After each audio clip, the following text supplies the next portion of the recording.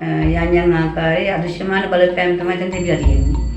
අදෘශ්‍යමාන බලපෑම් වලින් ගොඩක් ඒවා වෙලා තියෙනවා. නමුත් එය ඉදිරියට ඉදිරිපත් කළා කියලා නැහැ. ඊට පස්සේ මෙන්නාස ඉඳපල්තර උන්නාස පිටින් බැලුණාට පස්සේ මෙන්නාස හතරනවා මහන්සියලා මෙතන වැඩමලා තියෙනවා. ගමිදායකයි. මේ වැඩමුවට එයාට කිඳ අපල්තර පත් වෙලා තියෙනවා. ඊට පස්සේ තමයි කොහොමද උපකාරය පස්ව දාලා පල්පී වෙලා තිබුණේ. ඒ කල්ලේ රොසින්ම ටික ඉඳලා තිබුණා. පල්පී වෙලා නේද මම අම්මට වෙන්න පස්සේ ඊට සමාන පරිවේග සමාන මත කියලා සමාන පිළිගන්නවා.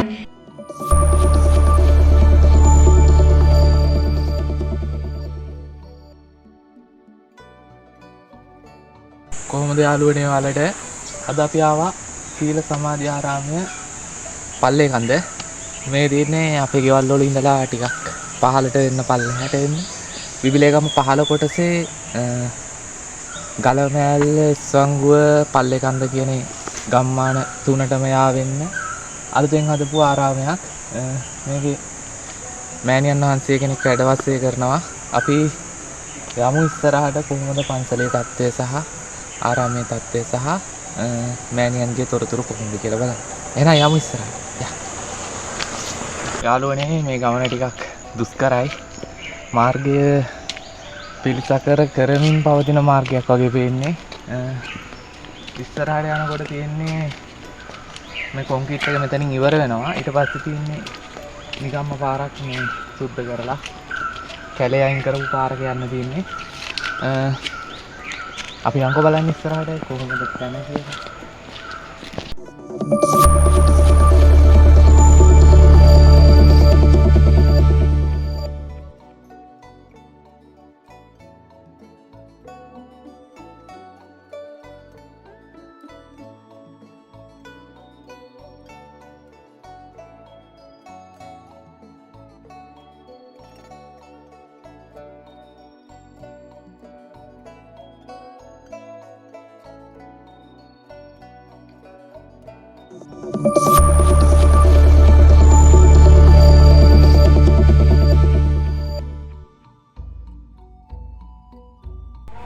යට ගියාවක අරුමය නැත්තම් ඉතිහාසයේ වෙලා තියෙනවා කියන ඉතිහාසයේ මේකයි කියන දේ හොයාගෙන යන යට ගියාව යුලිප් නාලිකාවේ අද තවත් එක සුන්දර නවාතැන්පලක් සීල සමාධි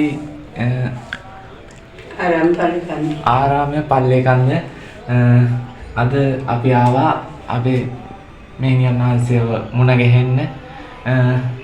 මෙතන සිදු යථාර්ථය සහ යට ගියාව ගැන අපි එතුමියගෙන් අසා දැනගමු. අවසරයි පින්වන්ත මෑණියනි. අද අපිට ගොඩක් විශේෂ දවසක්. මොකද මේ අපි අද අපේ පළවෙනි වීඩියෝ එක මේ අපි සාමාන්‍ය පූජා භූමි විහාරස්ථාන හාමුදුරුවරු මුණ ගැසීමට තමයි ගියේ. අද තමයි පළවෙනි වතාවට මෑණියන් වහන්සේ කෙනෙක්ව බැහැ කරලා මේ විදිහට අපේ තියෙන ගැටලු යොමු කරන්න. අපිට මුලින්ම දැනගන්න කැමතියි ඔබතුමිය මෙම ස්ථානයට වැඩම කරපු කාලය සහ අද මේ පූජා භූමියේ තිබෙන තත්ත්වය අතර වෙනස සහ ගමේ මිනිසුන්ගෙන් ඒ සඳහා ලැබුණු දායකත්වය මොකක්ද කියන්නේ? මෛත්‍රී චරිවංශරණයි පින්නතුතේ මම මෙතෙන්ට දැන් මීට අවුරුදු 3කට ඉස්සෙල්ලා මේ දෙසැම්බර් 28 වෙනිදාට තමයි මේ 2025 දෙසැම්බර් 28 වෙනිදාට මම මෙතෙන්ට වැඩලා අවුරුදු 3ක් වෙනවා. ඒතර දැන් මීට අවුරුදු 2කට ඉස්සෙල්ලා මෙතන තිබුණේ වල් රජිට වල් බිහි වෙලා ගස් කොළන් වැවිලා ආරාමයේ අවුරුදු 5කට පෙර අත්හැරලා දාලා ගිය තැන. මිනිස්සුන්ට ගමේ දායක පින්නතුන්ට ඇත්තටම එපා වීමක් සමාන තිබුණේ වල් රජිට වල් බිහිලා ඉන්න පාරක් තිබුණෙත් නැහැ. දැන් මීට අවුරුදු 2කට ඉස්සෙල්ලා දෙසැම්බර් 26 වෙනිදා දවසක තමයි 2023 නේද? 24 25 23 ඉඳන් බැලුවා 24ට 2022 දෙසැම්බර් 26 වෙනිදා මෙතෙන්ට බලමින්ම මේ කය තිබ්බේ ඇහිලා බලන්න. අපේ සභාපති මෙන්නාන්සේ රත්පුර දිස්ත්‍රික්කයේ නියෝජනය කරන සභාපති මෙන්නාන්සේ තමයි මාව වැඩමගෙන මෙතෙන්ට ආවේ. මට ආරාමයක් හොයා දෙන්න කිව්වම ඊට පස්සේ මම මෙතන යනකොට එන්න පාරක් තිබෙත් නැහැ. ඔව් නමුත් මට මෙතන හිත ගියේ නිකන් ලෝකදේශ මොහොතම කිව්වොත් නෙමෙයි. මේ බෝධිරාජන් වහන්සේ දැක්කට පස්සේ මට මෙතන බුදුදහම පුරාගෙන ඉන්න පුළුවන් ස්ථානයක් කියලා සිතුණා. නැතු ආරාමයේ මේ කියන ආවාසකය එතරම් මේ හොඳ තත්ත්වයක තිබුණේ නැහැ. දොරක් වහන්න තිබුණේ නැහැ. ඇතුළේ කාමරයක් වහන්න තිබුණා. දරවාජලේ කඩලා මේ තුන කියන අවුරුදු 5ක වහලා දාලා තිබුණා දැන. ඊට පස්සේ මම මෙතෙන්ට ඇවිල්ලා 26 වෙනිදා බලලා 28 වෙනිදා මම මෙතෙන්ට වැඩ කළා. මොකද මේ දායක පින්නතුන් මේ දරුවන් කිව්කලක් කාලෙන් පහළ විතර ඉන්න අම්මා තමා මෙතන මුලිකත්තේ කියන්නේ දායින්දම්ම අවුරුදු 5ක් බලාගෙන ඉන්නේ. අලියගේ වාසික අම්මා. ඒ අම්මා ගොඩක් දේවල් දැනගන්න පුළුවන් හැබැයි. ඒ අම්මා තමයි මෙතන වහලා ගියාට පස්සේ මේ බුදුන් වහන්සේ බුදු පිළිමයට ගිය ඇතුළේ තියෙන අවශ්‍ය ගිය බුදු පිළිම වහන්සේ මෙතන බෝධිගාත මෙතන තිබිලා පස්සේ අම්මා පුතාට ගිහලා ඇතුළෙන් තියෙන වෙලාව ඒ අම්මා තමයි ගොඩක් මේවක් මට කරලා දෙන්නේ. ඒ කියන්නේ දැන් මේක වල් වැදීමට වැඩිලා තියෙන නොදී එලිපෙලි කර කර තියලා.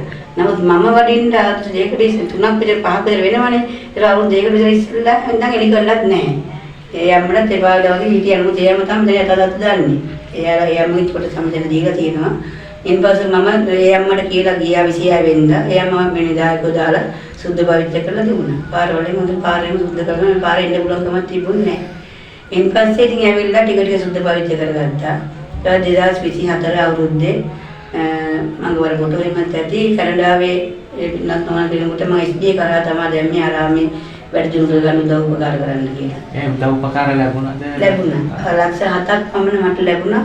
මම ඉන්ද්‍රිය බෝධිරාජන් වහන්සේ බෝධිපකාරයන්. නමුත් ඒ නෝනා කිවි ඉන්ද ආවාසකයක් තියෙන නිසා ආවාසකේ හදලා ඒකට අංග සම්පූර්ණ බඩුපාරාදී ගන්න ගිහලා ටිකෙන් ටික එනමුණත් මම 22 දෙනෙක් වගේ කරාසි කරගෙන කණ්ඩායම මේ උදව් උපකාර කරලා ලක්ෂ 7ක් විතර ආවාසකේ හදන්න.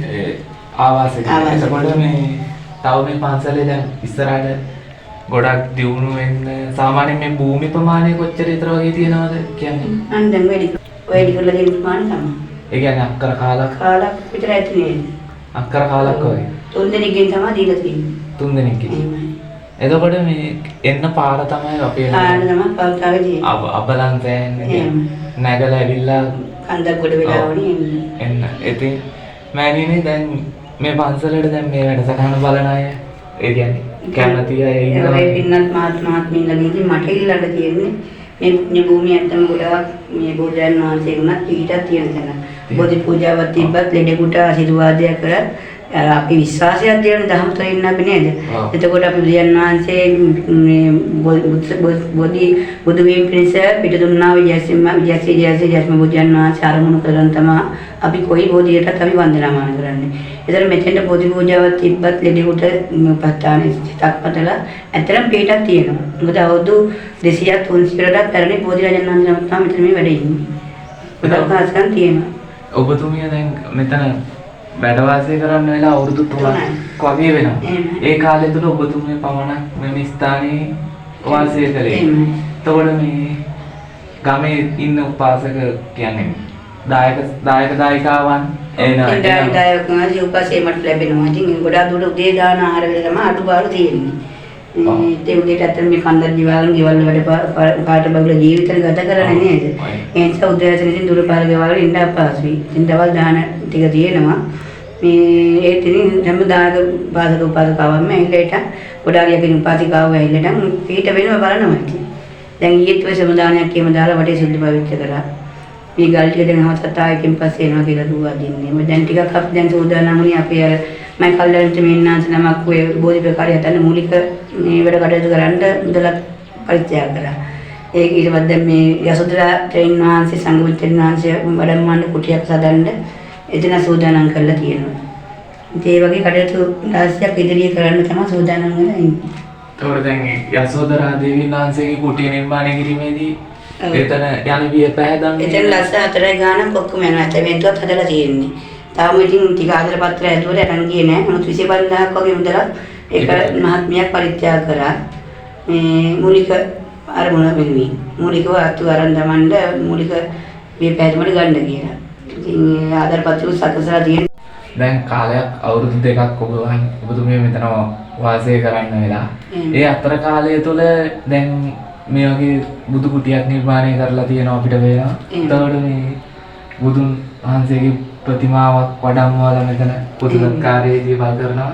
ඒව කරන්න මූලික උනේ කොහොමද මේ මූලික උනේ පින්නත් මුදේ මේ ආවාසගිය හදන්න මූලිකව මම අපැවිදි මෙතෙන්ට වැඩලා මුල්ම අවුරුද්දේම ආවාසගිය සැකසුවා. ඉතින් ලස්සාතුරු ප්‍රමාණයක් කණ්ඩායමේ පින්නත් මහත්මියක් ඉවත් වෙලා තමයි වැඩි කරේ. ඒ පළවෙනි අවුරුද්දේ. ඊට පස්සේ දෙවෙනි අවුරුද්දේ දැන් ගිය අවුරුද්දේ අප්‍රේල් වෙනකොට මේ බුද්ධ මන්දිරය මෙතන තිබුණා නිකන් කුටිය විතරක් හත් සකසලා තිබුණා. මේ ගල් වලින් විතරක් බැඳලා. කපරාදුවක් කිසි දෙයක් එහෙම දෙවන්නේ. ඊට පස්සේ මම ඔය Facebook එකට මේ ඇඩ් එකක් දාපුවා මේ ආදර උපකාරීලා මාරදිවිනේ ඉන්න පින්නත් දරුවෙක් ලංකාවේ දියණියක් තමයි මාරදිවිනේ සේවය කරන දියණියක් තමයි මට මුදල් එව්වේ. මේ ටයිල් අල්ලන්න අග සෞදින මහන්සියලා වඩම්මන්න කරුණුන් වහන්සේ වඩම්මන්න ඒ මාරදිවිනේ ඉදිව තමයි එව්වේ. කඩවත ඉන්න දියණියක්. මේ ගම කඩවත මේ බුදුපිරිම වහන්සේ නම් මේ උඩුගුඹුරේ සමුද්දි නියාමක ඒ මිස් තමයි මැදිහත් වෙලා අරගෙන දුන්නේ බුදුපිරිම වහන්සේ.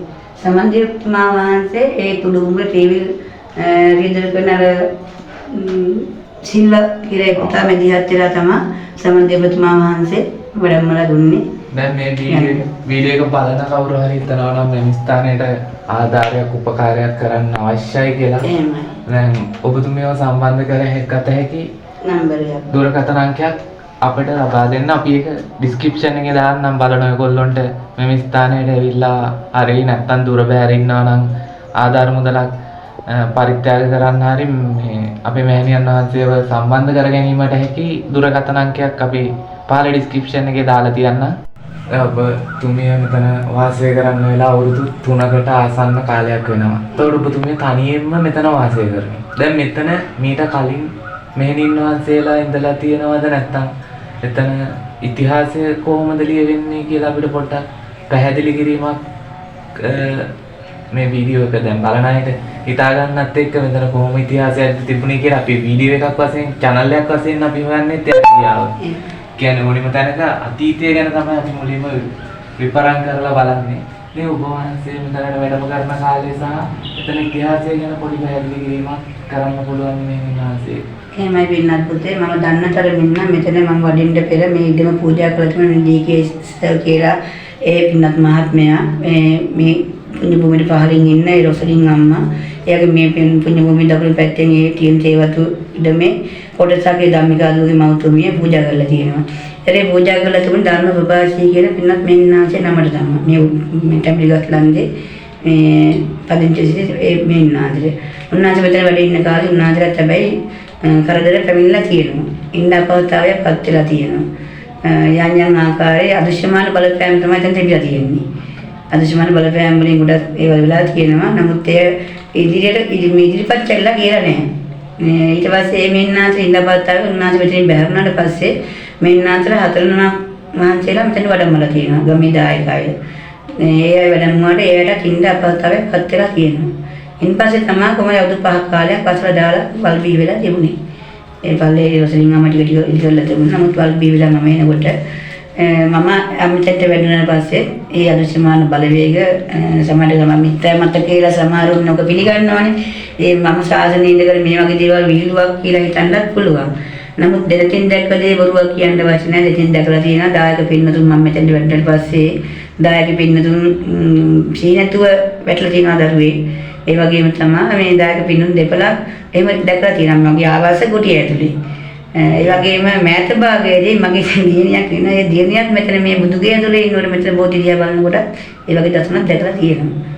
ඒ කියන්නේ අදෘශ්‍යමාන බලවේග කියන්නේ හොල්මන් කියන්නේ මිනිස්සු පිළිගන්න මනස කියන දැන් මේ සම්මන් ධර්මයේ තුල ඉන්නේ අපි වගේ මිත්‍යා මත විහිළුවක් කරගන්නවානේ. නමුත් ඒක බොරුවක් නෙමෙයි. දැසින් දැක්ලා තියෙනවා. මෙතන සාමාන්‍ය ලොකු බලවේගයක් තියෙන තැනක් පුතේ. හාස්කමක් තියෙන තැනක්. මෙතන වක් පිළියෙත් ටික හරියට කරගෙන ඉන්න කෙනාට ඉන්න පුළුවන්. නැත්නම් ඉන්න අපහසුයි. ඔව් මස් මාංශ මෙතන වළඳන්න බෑ. ඔබ වහන්සේ මෙතන වාසය කරනකොට එහෙම අදෘශ්‍යමාන බලවේග වලින් එන හිරිහැර කරදර වලට ඒ කියන්නේ ගැටලුවක් නැද්ද? ගැටලුවක් කියන්නේ මම ගොඩාක් අසලීම තත්ත්වෙටපත් වුණා. නමුත් මගේ අදිස්ථානයත් එක්ක මම හැම කෙනාටම මෛත්‍රී පත්‍ර වල පින් පමුණුණා.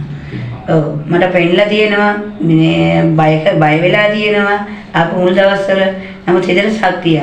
ශක්තියක් ලැබුණා. ඊට පස්සේ ඇත්තටම මම පුළුවන් හැම අවස්ථාවකම මගේ වත් ටික වත් පිළිටි හරියට කරලා පිරිත් සජ්ජායනා කරලා මම මුල් මාස 3ක් පිරිත් සජ්ජායනා කරලා 10 11 වෙනකම් මේ බුදුරජාණන් වහන්සේ යටත එහෙම ආශිර්වාද ලබාගෙන ඒ වත් පිළිටි කරනකොට ඒ බලවේග වලින් මට ඉරියක් ලැබුණේ නැහැ. මෑණියනි මේ දැන් අවතාරයක් ආත්මයක් කිව්වහම අපිට පොඩ්ඩක් ඒක කියන්නේ සේයාව දැකපු කාන්තාවක්ද පිරිමි පුද්ගලෙක් එහෙම තමයි. ඒ කියන්නේ බලන් ඉන්නවා ඇතිනම් ඡායාව මේ යනවා ඇවිදිනවා. ඒ කියන්නේ ඇවිදිනවා සද්ද දැන් සාමාන්‍ය සද්ද කියන දේ නිකන් අලියෙක් කඩිය දේ වගේ සද්ද හොඳට ඇහෙනවා. මම ඒ දිහාම මැදට බලන් ඉඳලා තියෙනවා හැම තේ සද්ද විතර ඇහිලා නැහැ. කතා කරන සද්ද වුණාම පස්සේ ඒක ඇහිලා බලලා තියෙනවා. දෙන්නේ කතා කරන සද්ද මෙතන ඇහෙනවා. ඒ දෙන්න කතා කරන සද්ද ඇහිලා බලනකොට මේ කවුරුත් නැහැ. ඒක නම් මට විතරක් නෙමෙයි මෙතෙන් ආපු දරුවන්ට පවා ඒක තියෙනවා. බය වුණු අයට වෙදකම් කරන්න නෑ ඉතින් පිළිපැදියක් ඉස්සර පස්සේ නියාද ඒක හරි ගියා. බුදු ගුණ තමයි ධර්මයෙන් තුලින් තමයි එහෙම දේ සිද්ධ වුනේ. ඒකයි දැන් මෙතන කොට ආදියක් එහෙම බලවේගයක් තියෙන තැන. අවසන් දැන් අපි මේ වැඩසටහන අවසන් කරන්න මත්තෙන් අපිට දැන් ආයෙත් කියන්න තියෙන්නේ මේ වගේ ස්ථාන දැන් මෙහෙම දෙයක් තියෙනවනේ මෑණියනේ දැන් රැල්ලට පින් කරන අයනේ ගොඩක් අය ඉන්නේ කියන්නේ දැන් ඇදෙන තැනට මුහුදට සියලුම රැලි ගහගෙන යනවා වගේ අර දියුණුව සහ දියුණුවෙන් දියුණුවට පත් වෙන තැන් වලට ආධාර උපකාර ලැබුණාට මේ වගේ අර වත්පිළිවෙත් පුරන සිල්වත් ගුණවත් මෙහෙණින් වහන්සේලා හම්දුරන් වහන්සේලා වැඩම කරන මේ වගේ පන්සල් අපි කලිනුත් අර වැඩසටහනක් කළා අක්කර 50 ඒ පූජා භූමිය වගේම තැනක් තමයි මෙතන මේ ඒ වගේ තැන් වලට අර මිනිස්සුන්ගෙන් ලැබෙන දායකත්වය ගොඩක් අඩුයි. ඒ වුණාට ලැබෙන්න ඕනි තැන මෙතන කියන එක මිනිස්සු තේරුම් ගන්න ඕනි කාලය තමයි මේ. දැන් අර සබාදාමෙන් පවා රටේ විපත් සිද්ධ වෙනවා, හානි සිද්ධ වෙනවා. ඒ දේවල් වලට පවා මිනිස්සු ගොදුරු වෙනවා. ඒ අර පිනුත් කරනවා. කලාට අර නිකන් වැලට කරන පින් තමයි කරන්නේ. අර අමූලික ශ්‍රද්ධාව කියන්නේ මූලික කරගෙන තමයි ගොඩක් අය පින් කරන්නේ. ඉතින් අවසාන වශයෙන් අපිට ඉල්ලීමක් කරන්න තියෙන මේ පින්වත් ආරාමයට ආධාර උපකාර කරන්න කැමති කවුරු හරි ඉන්නවා නම් අපේ මේ මෑණියන් වහන්සේව සම්බන්ධ කරගත හැකි දුරකථන අංකයක් අපේ පහළ ඩිස්ක්‍රිප්ෂන් එකේ අපි දාන්නම්. ඒකට අමතුමක් අරන් සම්බන්ධ කරගෙන මේ ස්ථානයේ තව සෑහෙන වැඩ ඉදිරියේදී කෙරීමට නියමිතව තිබෙනවා. මුදල් ආර්ථික අපහසුතාව නිසා කරගන්න බැරිකමක් සහ එතන ඉදිරිපත් වීමේ අඩුවක් තමයි අපිටත් මේ ස්ථානයට එනකොට පේන්න තිබුණේ මිනිස්සුන්ගෙන් ඉදිරිපත් වීමේ අඩුවක්. ගොඩක් අය පින් අතේ වැඩවලට ඉදිරිපත් වුණත් අර හැමදාම එන කෙනා තමයි එන්නේම ප්‍රශ්නයක් තමයි තියෙන්නේ. ඒක නිසා මෙතනට එන්න තියෙන දුෂ්කර පාරක් තියෙන්නේ. මෙහෙණින් වහන්සේ අසනීප තත්ත්වයෙන් ඉද්දිත් මේ ස්ථානයට වැඩම කරන්න අඩුම තරමේ ට්‍රිවිල් එකක්වත් මෙතනට ගන්න පුළුවන් තත්යකට මේ පාරවත් හදලා දෙන්න කවුරු හරි ඉදිරිපත් වෙනවා නම් ඒකත් ගොඩක් වටිනවා. මේ බෝධිපාකාරයේ ඉදිරියේදී වැඩ ටිකක් කරන්න තියෙනවා. ඒවා එතනින් ගියාම අසෝදරා දේවීන් වහන්සේගේ කුටියක් නිර්මාණය කරන්න තියෙනවා. ඔන්න තියෙනවා කරනවා නම් පින් කට්ටියට.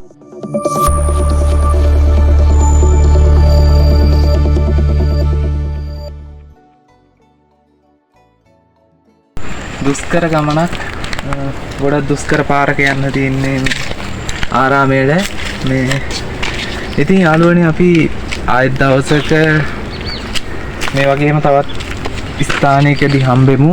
එතෙක් ඔයාලා හැමෝටම සතුට සාමය සහ වාසනාව සමගින් සතුටින් ඉන්න ලැබෙන්න කියලා ප්‍රාර්ථනා කරනවා. යට ගියාව අපි අදට මෙතනින් අතර වෙනවා. අවසාන වශයෙන් කියන්න තියෙන්නේ යට ගියාව ගැන හොයන යට ගියාවත් එක්ක ඉන්න ඔයගොල්ලෝ හැමෝම එන්න අපේ යට ගියාව YouTube නාලිකාවට.